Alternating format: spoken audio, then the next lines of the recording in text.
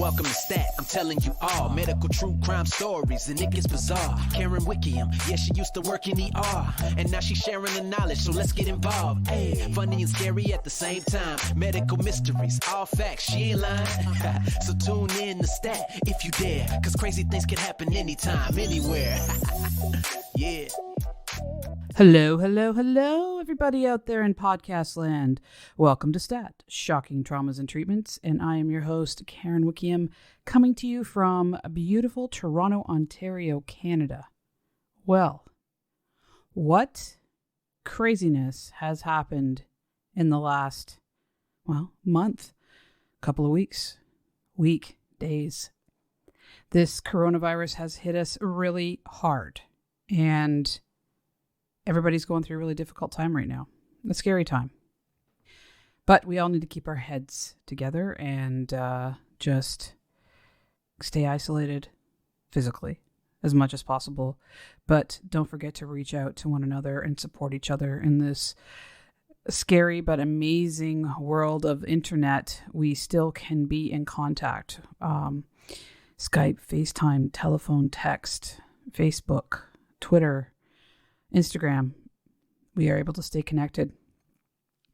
So I thought I would just touch on this for a minute to remind each other that through these difficult times that we are not alone and we're still here for each other. And I will be doing some information on coronavirus so we know exactly what is the truth and not is the truth in regards to how it affects people physically. But before I do anything like that, I wanted to get started on this Munchausen's series. Now, this episode is going to be a little bit technical because I want to be very clear and concise about what this entails, what this is all about. And there may be some parts of it that people will be sensitive to because it does involve other mental illnesses that cross over. To be clear, when I talk about the other illnesses that may cross over, I'm in no way saying anybody suffering or all people suffering from this do these types of things. So please keep that in mind when I'm talking about this. So let's move forward here. So Munchausen's and Munchausen's by Proxy is characterized in the DSM-5, which is the Diagnosis and Statistical Manual, basically the Psychiatrist's Bible, as a fictitious disorder. So let's start there with what a fictitious disorder is. It's often associated with malingering. So malingering is not a medical diagnosis. It's when people feign illness to get out of work, chores, or responsibilities, oftentimes for profit, like WSIB, insurance benefits, etc. It can also happen when family members or caregivers falsely present others, such as children, as being ill, injured, or impaired. Munchausen's and Munchausen's by proxy is a severe form of fictitious disorder. People with this disorder are not motivated by the desire for money or material goals. The goal is to seek attention. So they make up illnesses that gain the attentions of healthcare workers, friends, and now in this day and age of the internet, online supporters. Munchausen syndrome is named after Carl Friedrich Hieronymus Freiherr Baron von Munchausen. He was a character in a book created by Erich Raspe, based on Munchausen, a real 18th century Prussian cavalry officer. So basically what he did is write books about this officer who would exaggerate his stories and his life and his battles and things like that. So it was kind of a perfect name to pick for it, if anybody was wondering, because I sure as heck wanted to know what a Munchausen was. And I didn't think it was from the Wizard of Oz. We belong to the Lollipop Guild. You know, the Munchausens. I'll leave that. So, Dr. Feldman is pretty much the leading expert in Munchausen's. This is what he's based all his career on, is fictitious disorder. In fact, this is a quote from him. "I am a psychiatrist, author, and expert consultant of Munchausen syndrome. It is the most severe and chronic form of my area of specialty, factitious disorder." So kind of what I just said. Sorry to steal your thunder, Dr. Marc Feldman. Anyway, I gathered much of my information from him, and a website that I gathered a lot of this information is Munchausen.com. So you might want to go peruse there because there is a ton of information and cases that you can read. So let's start with Munchausen syndrome. So the warning signs and symptoms. There's a dramatic, inconsistent medical history, unclear symptoms that are not controllable and become more severe or change once the treatment has begun. Predictable relapses following improvement in the condition. Extensive knowledge of hospitals and or medical terminology, as well as the textbook descriptions of the illness. Presence of multiple surgical scars, appearance of new or additional symptoms, negative test results. Presence of symptoms only when the patient is alone or not being observed, like seizures or passing out, diarrhea, nausea, those kind of things that, you can say you have, but not be witnessed. A willingness or eagerness to have medical tests, operations, or other procedures.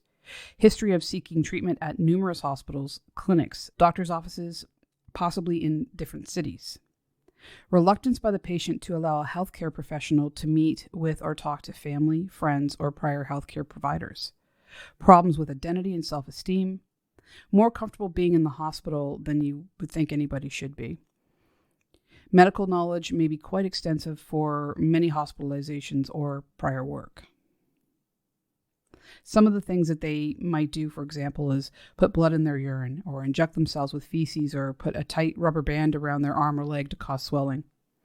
They may feign cancer, cardiac disease, skin disorders, infections, bleeding disorders, metabolic disorders, and chronic diarrhea, etc.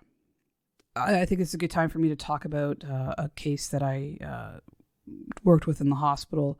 It was a surgical floor for people that had surgery and then would have a long recovery from it.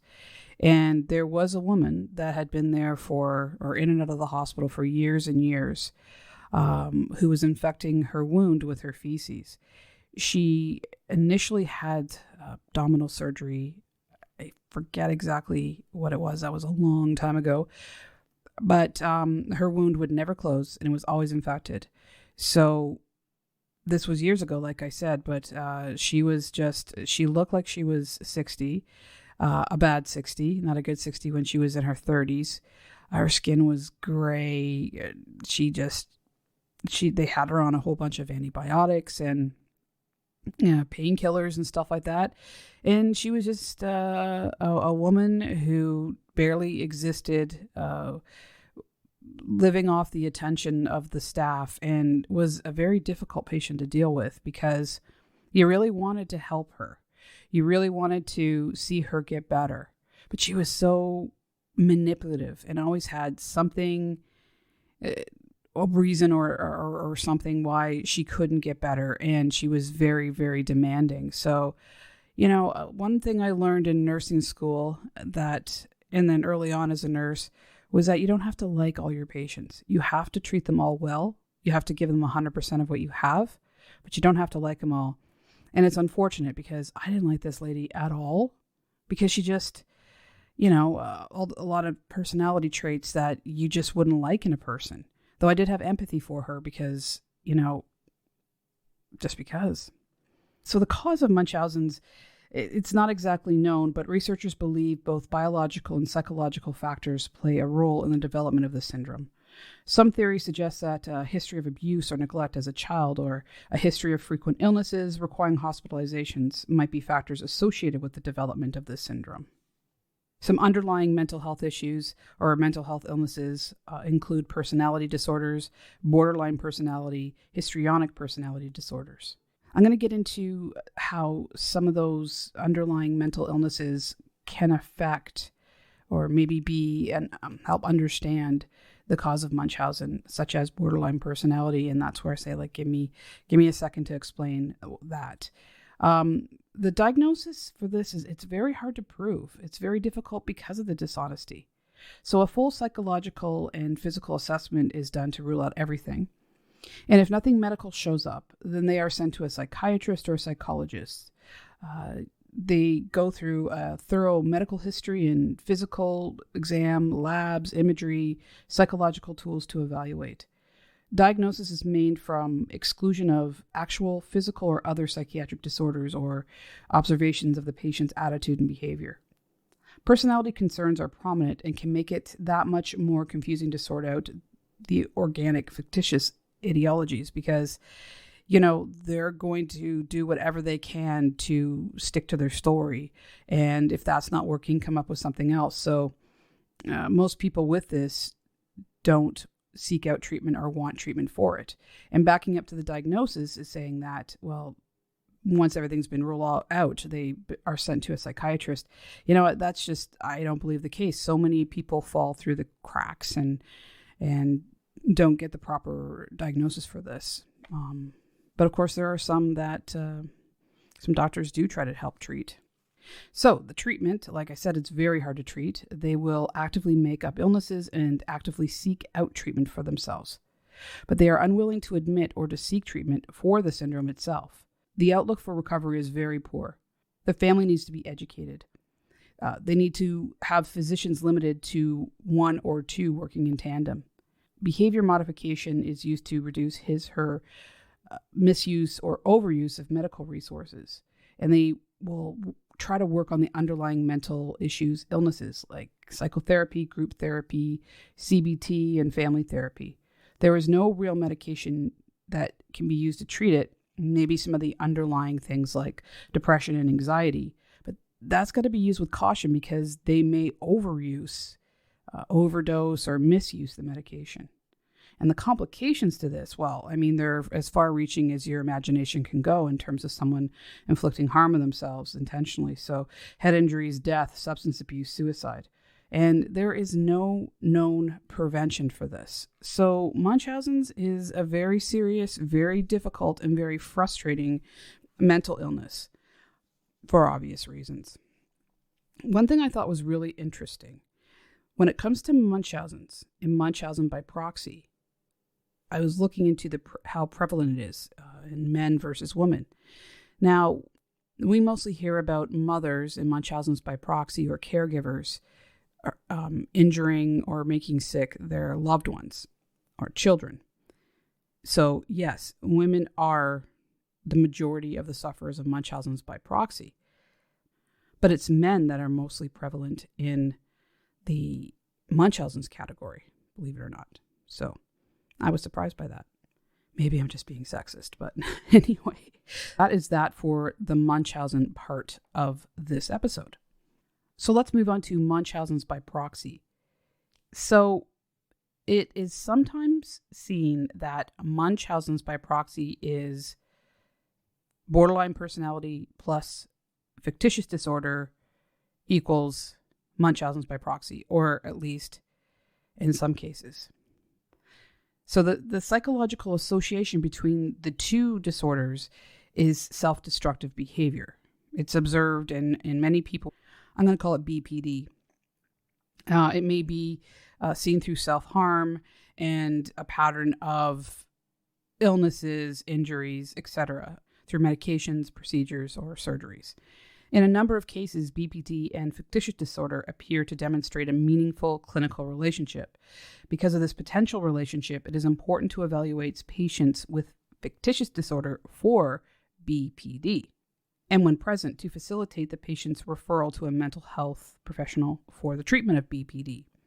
So instead of moving forward here with Munchausen's right away, let's talk about borderline personality disorder. It is a mental health disorder. People with BPD often have dramatic, emotional, erratic, and attention-seeking moods. This behavior is severe enough to cause problems with family and work life, long-term planning, and a sense of self.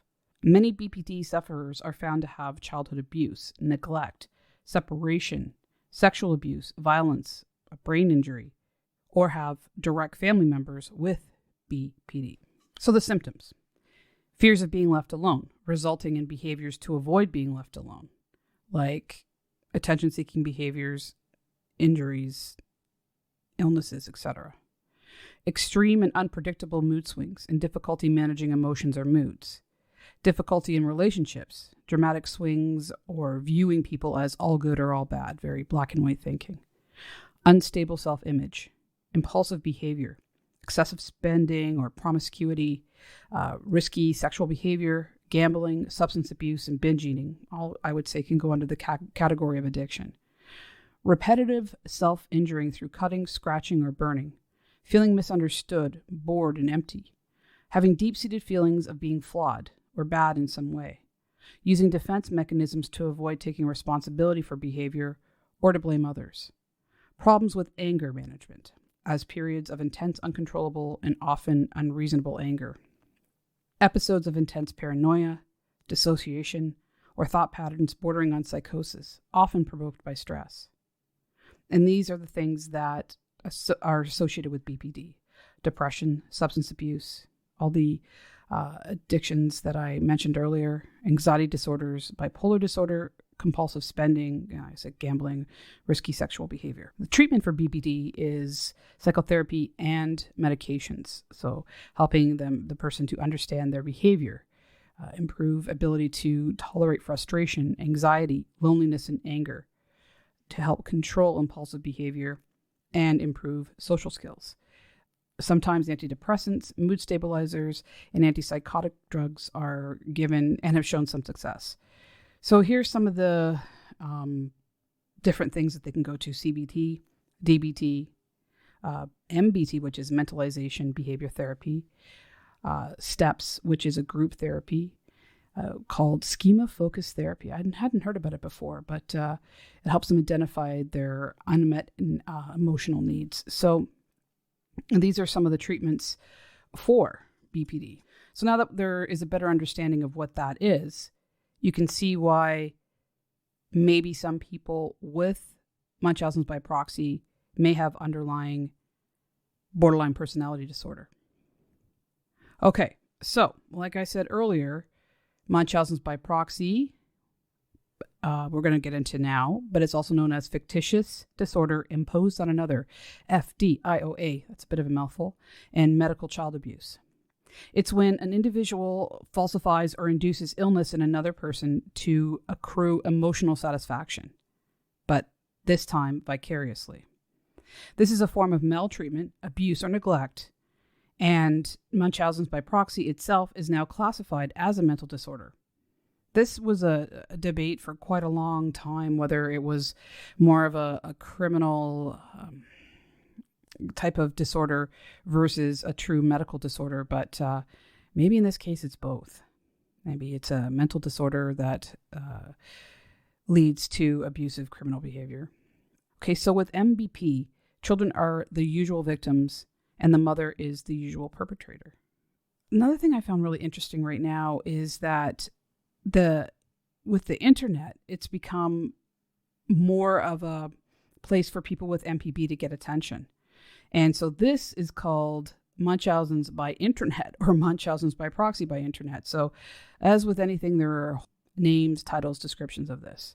But yeah, it's give them, people with MPB have a whole other way to reach out and get attention. So the children are usually victims and the mother is the usual perpetrator. They deliberately mislead others into thinking that they or their children have serious medical or psychological problems, often resulting in extraordinary numbers of medication trials, diagnostic tests, hospitalizations, and even surgery. So how does this manifest itself? What do? They may falsely report illnesses, like their child has a terminal illness or ADHD. They feign the child's illness by, causing the child to have a seizure or stating the child has seizures that are never witnessed by pretty much anybody. They may have falsified lab results by adding blood or protein to the urine of the child's specimen. They may exaggerate a medical problem by claiming an occasional mild back pain is crippling, like the child is bent over and can't function. They may aggravate an existing ailment by manipulating a wound so it doesn't heal. They induce an actual illness by injecting themselves or their child with bacteria to cause a raging infection. And they may dissimulate. Example, they initially avoid treatment so that a major medical problem becomes serious. Okay, so say the child is diagnosed as diabetic and they won't treat the child, and then they'll go in when the child's near death. In variations of the root problem, some seek to be the hero or victim role rather than the sick role. The good news is that we know more and more about factitious disorders and MPB. So by knowing more, we know what more to look into. And the level of interest is growing for whatever reasons, whether it's fascination or because you're a medical professional or just a caring person and want to keep your eye out for children and others to make sure they're okay and to help them if needed. So in Munchausen's by proxy, as we talked about, it's the mother usually harming the child so they can look the hero or the victim of, the effects of what's happening on their child. The child is severely abused because of this. Now, there are more and more stories coming out about mothers that have been caught and charged with Munchausen's by proxy on their children and sent away for a long, long time. By that time, though, it's too late for the child to grow up with any kind of normal life and needing a whole bunch of psychological and physical treatment themselves. It, I think, is one of the most severe, if not severe, forms of abuse. I try very hard to be understanding towards this. I can't. Any child that's abused, it makes me crazy myself. And I used to have maybe more empathy to try to find it. But now that I'm getting a bit older, I'm kind of like, you know what? Screw you. What the hell? And screw other people that don't want to get involved and just pass the buck on these cases, social workers, etc. It goes on and on and on. So many of these children fall in the cracks, but it's because these mothers are master manipulators and you know what? I'm going to say psychopaths. So that's my 2 cents on Munchausen's by proxy and what happens.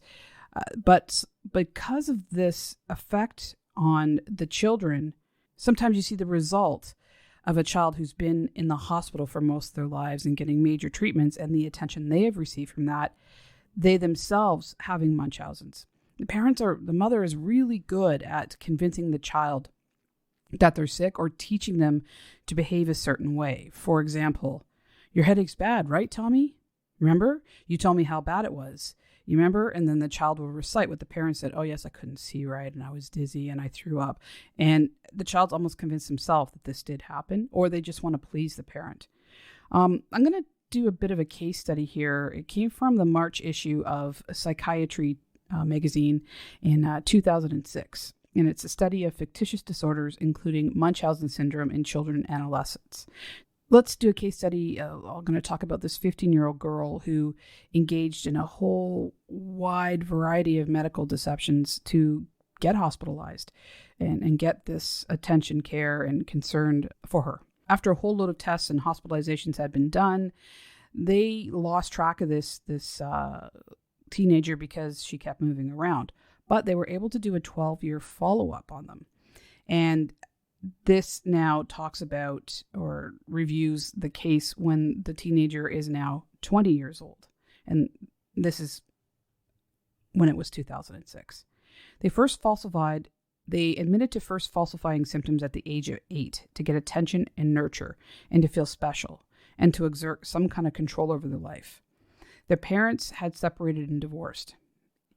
Even before she was 8, she found herself envious of the care that people with serious conditions, including her diabetic father, received.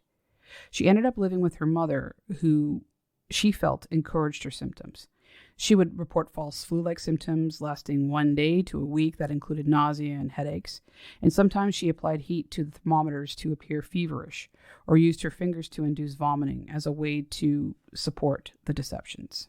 The frequency of such illnesses compromised their believability, so at the age of 13, she began to report intractable migraines instead.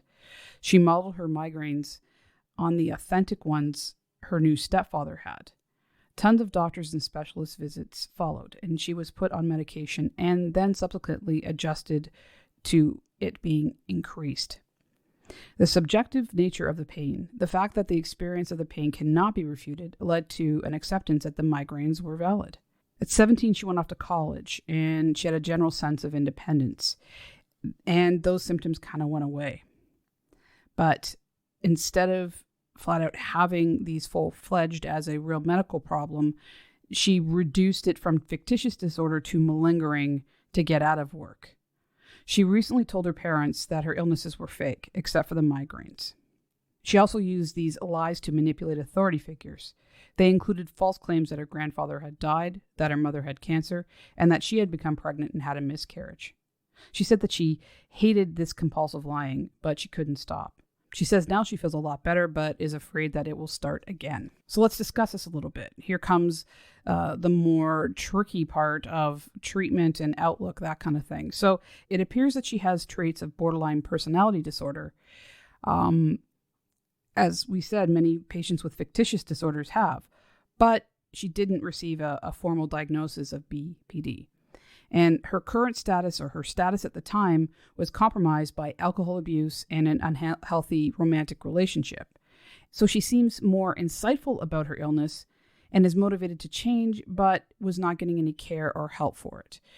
So I thought it was important to present that case to give an idea, because you don't often hear this from a younger person admitting to this kind of thing. So I guess this case study was helpful for doctors and therapists to help unravel it a little bit.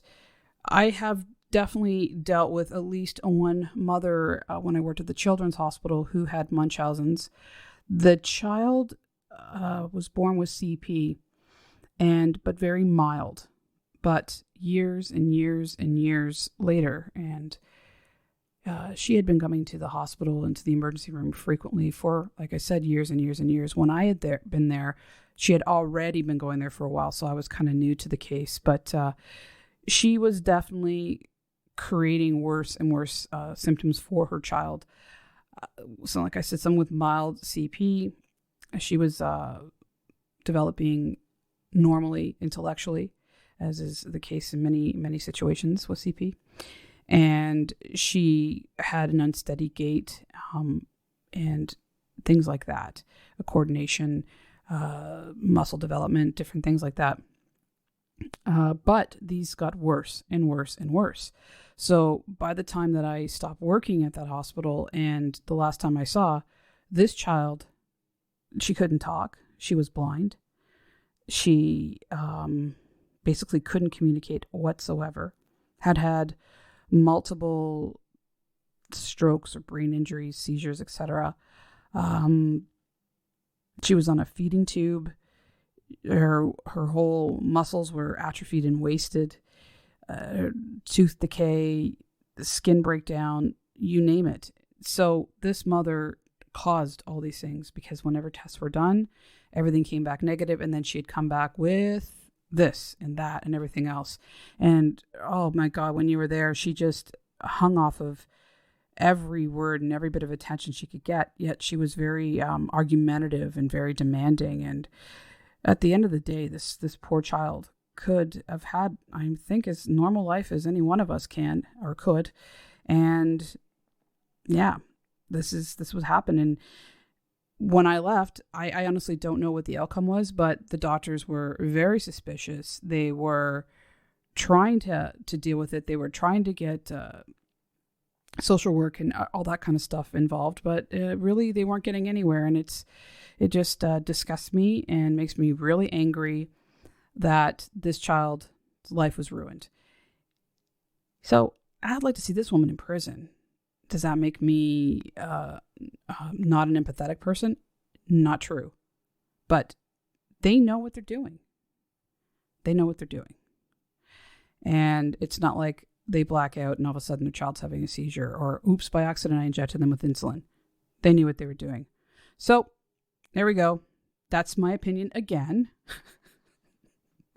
And take it as you will, but yeah, that's the study on Munchausen's by proxy, fictitious disorders, and all that fun stuff. I hope that this you learned some things from this, and it helped clear up maybe some questions that you had. If not, please feel free to email me or maybe discuss it on the Facebook page. Or if you disagree with some of the things I said, email me as well. So please take care of yourselves. Take care of one another. Love yourselves. And that's the most important thing at all. In these times, let's try to follow what the medical directives are. Let's try to keep everybody out there safe and ourselves safe by not having too much close contact, but stay in contact with each other. Phone, text, internet. Come on the Facebook page and hang out. Just try not to feel mentally isolated because you're not alone. And remember that. I'll be back soon. Peace. One love. True crime and it gets none realer. Sometimes it'll be the cure that'll kill ya. Gotta watch out, yeah, you gotta watch your back. Cause you don't wanna be another episode on Stat. Thank you for tuning in, learn a thing or two. These medical mysteries can be unbelievable, yeah. Subscribe, make sure you do that so you'll be tuned in and be ready for the next show. Stat.